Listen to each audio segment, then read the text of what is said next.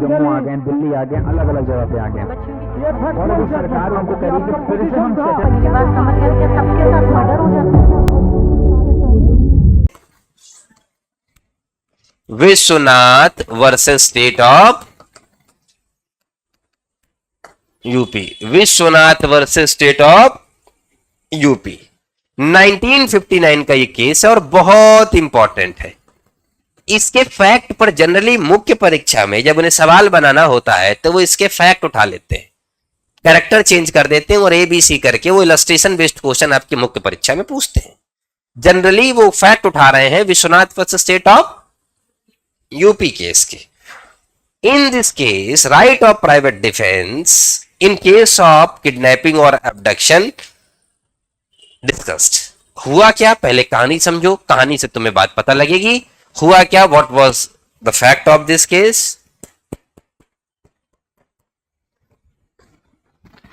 Fact of the case क्या है, हुआ ये, accused sister was staying with his father. जो अभियुक्त था उसकी बहन अपने पिता के साथ यानी अपने भाई के साथ भी रह रही थी, ठीक है ना। एक दिन, अब जाहिर सी बात है उसका अपने पति से अलगाव हो रखा होगा, झगड़ा हो रखा होगा, ठीक है ना। Basically lady don't want to live with the husband, इतनी सी बात थी। तो वो रह किसके साथ रहती, अपने फादर के घर आ गई, वहीं रहेगी और कहां जाएगी, फादर ब्रदर के साथ, ठीक। एक दिन पतिदेव हस्बैंड विथ 3 अदर्स, 3 अन्य लोगों के साथ जहां फादर रहते थे उन्हीं के घर आ गए, ठीक है ना। वाइफ अंदर थी, बाकी लोग कहीं दाएं बाएं थे। उसने अपनी बीवी को पकड़ा कि चल घर चल, और ही वॉज एक्चुअली ड्रैगिंग, ठीक है ना, his reluctant wife behind him. वो घसीटते हुए लेके जा रहा है। उसने एक दरवाजा पकड़ लिया ऐसे करके, वो खींच रहा है, दरवाजा पकड़े हुए, छोड़ ही नहीं रही है, ठीक है ना। अब she got hold the door, basically उसने दरवाजा ऐसे करके पकड़ लिया, but she was, husband was adamant कि लेके जाऊंगा, बात सुनो साहब, किसी भी कीमत में तुमको लेके जाऊंगा। वो पकड़े है, चिल्ला भी रही है, वो ही वॉज ड्रैगिंग में एक्चुअली। अब फादर साहब भी आ गए। फादर साहब ने इंटरफियर किया, बोला ससुर जी आपका भी हिसाब कर देता हूं, थोड़ा पीट दिया उनको भी उसने, ठीक। अभी एंट्री हुई भाई की, लेडी के भाई की यानी साले साहब की, ठीक है ना। उन्होंने ऐसे चाकू ली और एक बार में सीधा चाकू अंदर डाल दिया चेस्ट में, स्टैब्ड इट वंस, एक बार मारा, ये लो जीजा जी, ठीक है ना, एक बार चाकू मारा, स्टैब्ड इट वंस, ठीक, and penetrated the knife into the heart of the sisters husband. तो जीजा जी हुए ना, ठीक है ना। अब सीधे यहां चाकू मारा और वो चाकू अंदर चला गया, और सीधे यहीं अंदर हर्ट होता है, बस आपको रिब्स को तोड़ना है, अंदर सीधे खेल खत्म हो जाएगा। रिजल्ट क्या होगा, डेथ होगी। अब मैं आपसे पूछता हूं कि what will be the consequence, what is your decision in that particular case. You are the जज और आपके सामने फैक्ट इसी तरीके के हैं, तो क्या होगा, बोलो, गिल्टी और नॉट, व्हाई। मैंने कहा सुनो, बिल्कुल guilty guilty guilty guilty, not guilty guilty guilty not guilty. बस पहले तो अभी गिल्टी नॉट गिल्टी से हटो, फिर तुम्हारे पास मुझे दूसरी बात समझाए जाना पड़ेगा।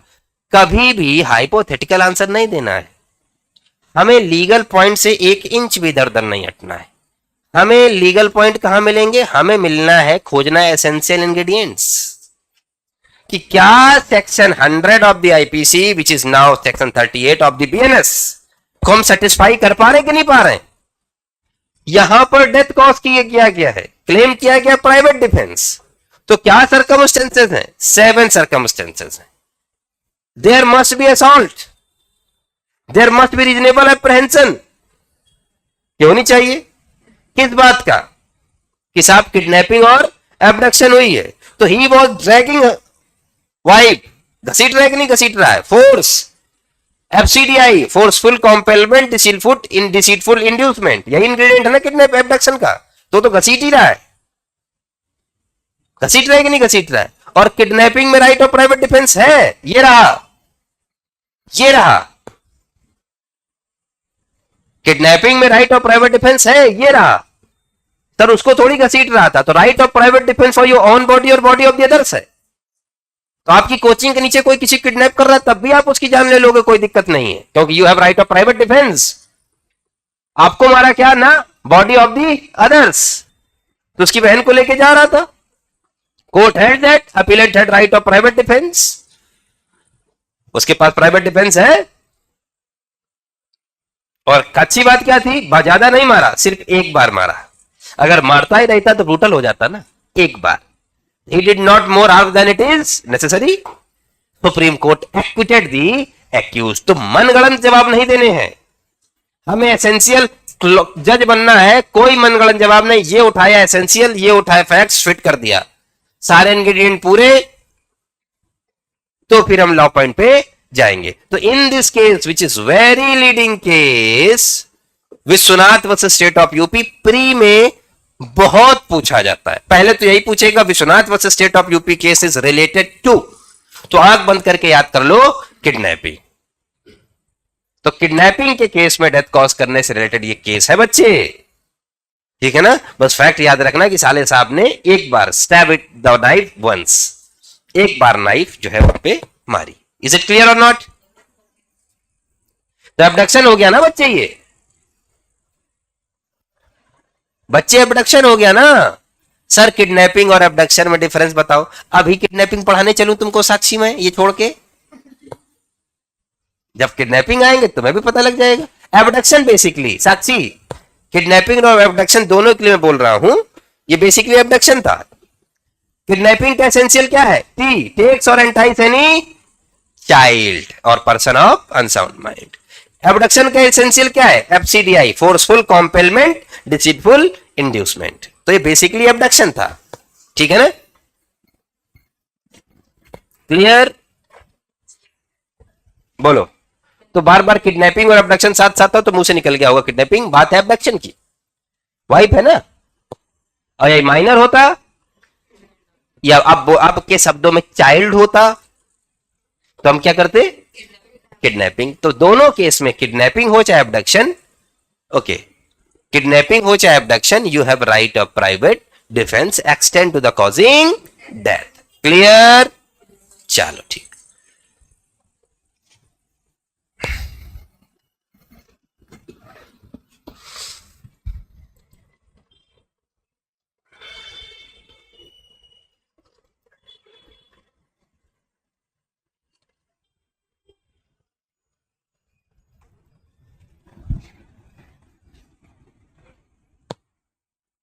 कहां से आवाज आई?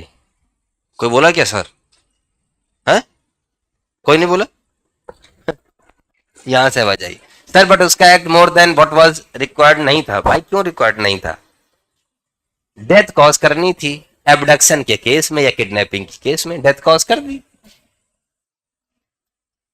ठीक है ना। ब्रूटली छोड़ो, किडनैपिंग तो कर ही रहा था ना, फोर्सफुली लेके जा रहा था। सर वाइफ लेके जा सकता है, मैंने वाइफ को कैसे कोई लेके जा सकता है? किस लॉ में अभी तक तुमने पढ़ लिया कि वाइफ को लेके जा सकता है?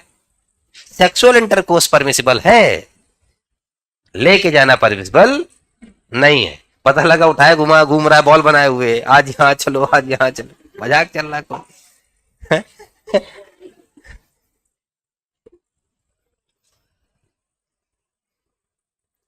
शिवम तो एक्सट्रीम चले गए, वाइफ को लेकर घर ले जाकर डेथ भी कॉज कर सकता है, अब कुछ भी कर सकता है। अभी देखा तुमने बोला केस है गुड़गांव वाला, ये तो नोएडा का था वीडियो। हजारों इंस्टेंस डेली रिकॉर्ड होते हैं इस देश में, समझ रहे हो। एट्रोसिटीज अगेंस्ट द वुमेन बहुत ज्यादा है इस देश में, ठीक है ना, बहुत ही ज्यादा है। मेरी बात समझे कि नहीं समझे? बहुत ही ज्यादा है। अभी 2 जज अपॉइंट हुए सुप्रीम कोर्ट में, एक जज के नाम पर कोई आपत्ति नहीं, और दूसरे जो हैं विपुल साहब, इनके नाम पे जस्टिस नगरत्ना ने डिसेंट कॉलेजियम में थी वो ओपिनियन दिया। बड़ा अजीब बात है कि इस देश में अकाउंटेबिलिटी नाम की कहीं कोई चीज नहीं बची है, और दिखावे का भी कोई जरूरत नहीं समझ रहा है कोई कि भले justice should not only be done but manifest to be done, यहां बड़ा उल्टा हो गया है। जस्टिस नॉट बीइंग डन, और ये भी कोई बॉदर नहीं कर रहा है कि उसको दिखना भी चाहिए। जस्टिस पंचोली साहब गुजरात हाई कोर्ट के जज, नागरत्ना ने जो क्वेश्चन रेज किया, 32 जज में से मात्र एक वुमेन जज है, जस्टिस नागरत्ना। उनके रिटायरमेंट के बाद कोई नहीं बचेगा। गुजरात हाई कोर्ट की चीफ जस्टिस महिला, पंचोली साहब से सीनियर। पंजाब हाई कोर्ट में एक जज साहब हैं सीनियर। महाराष्ट्र हाई कोर्ट में जज साहब हैं, वो भी सीनियर लेडी जज। एक का भी एलिवेशन नहीं हुआ। सीनियरिटी में विपुल साहब, पंचोली साहब 57 नंबर पे हैं, 57 नंबर पे। ये 3 साल का बार तुम पर इंपोज करते हैं कि 3 साल प्रैक्टिस नहीं होगी तो जज बनने योग्य नहीं हो तुम लोग, और एक लाइन का रीजन भी नहीं देना चाहते हैं कि 57 के ऊपर 56 की सीनियरिटी को क्यों सुपरसीड किया गया। एक लाइन का जवाब नहीं इनके पास, एक लाइन का जवाब नहीं। 57 नंबर पे है सीनियरिटी में, एक भी SC ST OBC का अपॉइंटमेंट नहीं। देश उनका भी अपॉइंटमेंट नहीं होना चाहिए, होना चाहिए। महिला तुम्हें पूरे देश में आधी आबादी है, इतनी वकील है, इतनी जज हैं, तुम्हें एक लेडी ना मिली पूरे देश में जिसको तुम अपॉइंट कर सको। 32 मेल जज हैं सुप्रीम कोर्ट में, एक फीमेल जज है जस्टिस नागरत्ना। उनके रिटायरमेंट के बाद कोई नहीं बनने वाला है, कोई है ही नहीं, एक लेडी जज। तो क्या इंदिरा जयसिंह ने क्वेश्चन उठाया कि क्या सारी मेरिट, सारी सुपीरियरिटी, सारा ज्ञान, लीगल ज्ञान सिर्फ पुरुषों में है? ना, पुरुष चयन प्रक्रिया में बैठे हैं। पुरुष कहां बैठे हैं? चयन प्रक्रिया में बैठे हैं। 4 पुरुष 5 पुरुष बैठ के 1 पुरुष 2 पुरुष का चयन कर रहे हैं।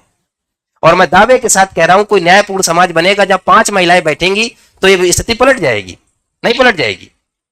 तो सिलेक्शन सिस्टम में इनको बाहर रखा हुआ है। Are you getting my point और नॉट?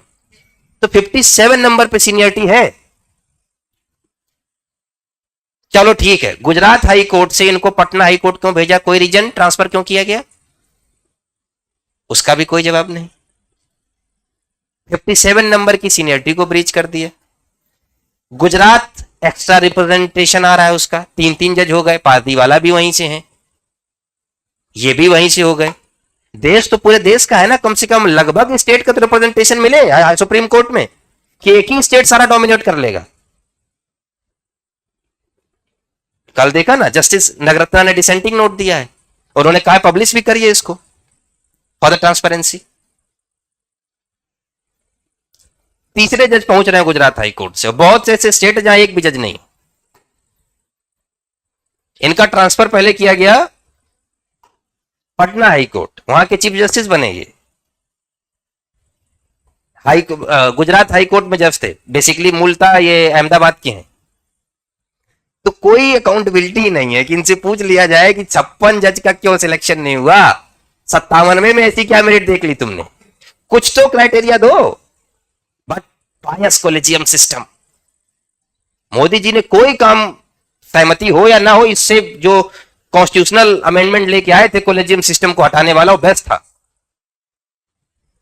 वो बेस्ट था। लेकिन इन सब ने मिलकर उसको अनकॉन्स्टिट्यूशनल डिक्लेयर कर दिया। इसी तरह के अपॉइंटमेंट, एक लेडी नहीं भाई, इस देश में एक लेडी ना मिली तुमको, एक ओबीसी तुम्हें जज ना मिला इतने हाई कोर्ट्स में, एक शेड्यूल कास्ट का जज ना मिला इतने हाई कोर्ट्स में, एक शेड्यूल ट्राइब का जज ना मिला इतने हाई कोर्ट में, एक माइनॉरिटी का जज ना मिला इतने हाई कोर्ट में। अब ये बात उठा दी जाए तो कहीं कंटेम्प्ट ले लो, कंटेम्प्ट भी देते हैं ये। मेरे पे कंटेम्प्ट लगेगा मैं तो फेमस ही हो जाऊंगा। है कितनी जो है लेडी जजेस हैं, 3 तो जजेस। मैंने बोला कि हाई कोर्ट की जज chief justice Anita Agarwal chief justice हैं, वो उनका एलिवेशन हो जाता। पंजाब हाई कोर्ट की जज इनसे सीनियर हैं, उनका एलिवेशन हो जाता। तो बहुत सारी जजेस थी, किसी का एलिवेशन नहीं, 57 वाला नंबर। अब सुनो, ये मुख्य न्यायाधीश बनेंगे, जाके भारत के मुख्य न्यायाधीश बनेंगे ये 2029-30 के अराउंड। भारत के 30 के अराउंड जो है जाके मुख्य न्यायाधीश बनेंगे, चीफ जस्टिस ऑफ इंडिया। फिर गाड़ी नंबर मांगेंगे CGI 001। हाँ, हेमा कोहली जी के जाने के बाद कहां कोई दूसरा दिखाई पड़ा। फिर गाड़ी नंबर मांगेंगे CGI 001 और इसके बाद प्रेस कॉन्फ्रेंस करेंगे और बड़ी बड़ी मोरलिटी की बातें करेंगे और बंगले में कब्जा करके बैठ जाएंगे। बंगला नहीं छोड़ेंगे, गाड़ी नंबर चाहिए VVIP और अटैक VIP कल्चर पे, ठीक है। एनीवेज, तो we were discussing right of private defence. तो याद हुआ कि किडनैपिंग में भी आप डेथ कॉज कर सकते हैं, ठीक है ना, बिल्कुल डेथ कॉज कर सकते हैं। तो डेथ कॉज कर सकते हैं इसमें, ठीक है।